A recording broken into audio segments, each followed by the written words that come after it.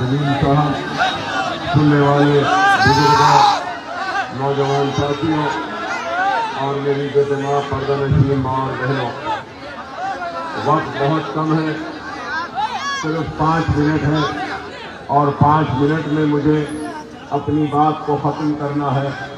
तो आप तमाम से अदबन दरख्वास्त करूँगा कि थोड़ा सा खामोशी अख्तियार करें और मेरे चंद बातों को सुन लें और इस पर गौर करें।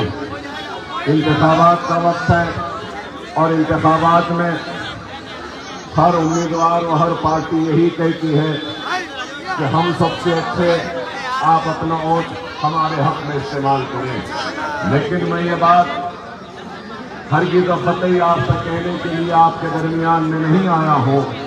मैं सिर्फ आपको ये बताने आया हूँ कि जब हम राजस्थान के मुसलमानों के हालात को देखते हैं तो बड़ा ही अफसोस होता है कि 50 बरस से ज़ायद अरसे तक कांग्रेस को आपने वोट दिया, लेकिन उसके बाद भी आपके हालात में बेहतरी नहीं आई।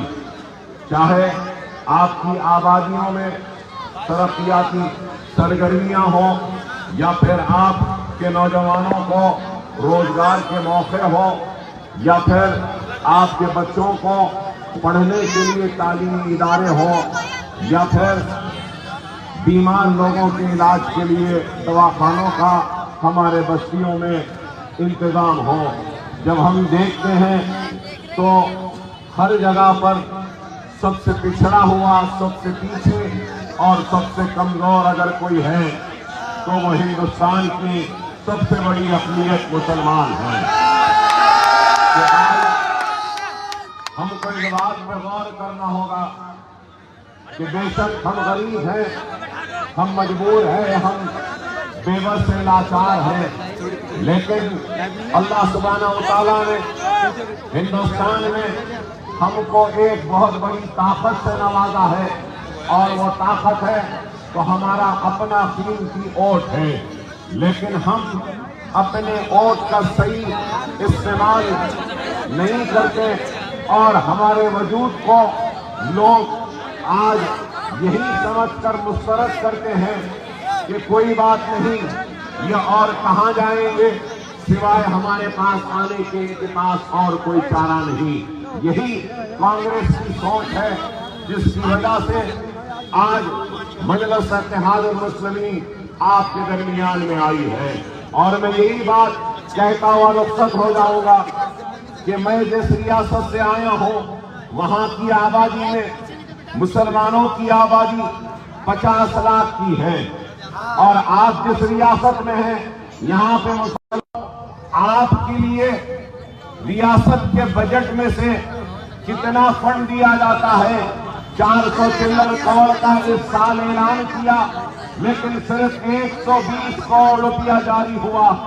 लेकिन मैं जिस रियासत से आया हूँ वहाँ पर 50 लाख की आबादी है, लेकिन आपको सुन के हैरत होगी कि 2200 करोड़ का बजट है अक़लियतों का और मुसलमानों का।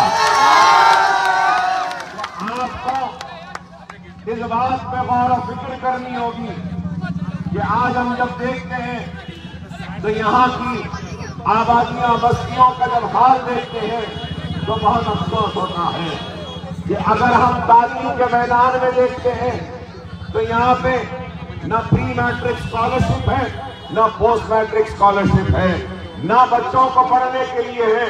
लेकिन मैं जिस रियासत से आया हूँ उस रियासत में अगर कोई मुसलमान बच्चा डॉक्टर बनने का ख्वाब देखे, इंजीनियर बनने का ख्वाब देखे, वकील बनने का ख्वाब देखे, आर्किटेक्ट बनने का ख्वाब देखे या नर्सिंग का कोर्स करने का ख्वाब देखे, कोई भी ख्वाब देखता है, दाखिला लेता है और हुकूमत उसकी फीस पूरी की पूरी अदा करती है।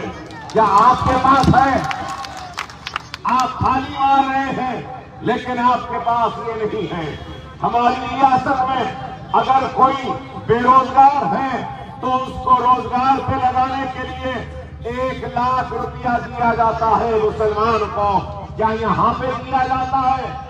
اگر ہماری ریاست میں کوئی بچہ ماسٹرز پڑھنے کے لیے اگر لندن، امریکہ، آسٹریلیا جانا چاہتا ہے تو حکومت کی جانب سے 20 لاکھ روپیہ دیا جاتا ہے. کیا آپ کے پاس دیا جاتا ہے؟ نہیں دیا جاتا ہے. آپ کو سن کے حیرت ہوگی کہ ریاست تلنگانہ میں غریب مسلمان بچیوں کی شادی کے لیے 1 لاکھ چلر روپیہ دیا جاتا ہے. 2,76,000 بچیوں کی شادیاں ہوئی. کیا آپ کے پاس ہوئی؟ میں دیکھ رہا تھا تو صرف 6,000 کی کچھ ہوئی. کسی کو 40، کسی کو. یہی ہے وقت ختم ہو رہا ہے، 8 بج رہے ہیں. آپ سے یہی کہو، سمجھو ہر کوئی آپ کا استعمال کر رہا ہے. ہم جیتے یا ہارے ہم کو اس بات کی پرواہ نہیں، لیکن آج جو بیج ہم بونے آئے ہیں ضرور یہ بیج ایک دن پھلدار درخت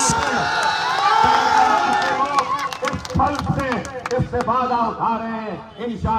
انشاءاللہ راجستھان کے لوگ بھی اس پھل سے استفادہ اٹھائیں گے. میں آپ سے ایک ہی بات کہوں گا، اپنی اہمیت کو سمجھیے، اپنے ووٹ کی اہمیت کو سمجھیے اور متحد رہیے. مرکز سیاسی پہ جمع ہو جائیے. مجلس اتحاد المسلمین آپ کی جماعت ہے، ہم آپ کے اپنے ہیں. سیاسی شور و غل میں کئی آوازیں ہیں لیکن صرف ایک آپ کی اور مجلس کی آواز ہے. تو مجلس کا نشان پتنگ ہے، اس پہ مہر لگائیے اور مجلس کو کامیاب کریے. شکریہ.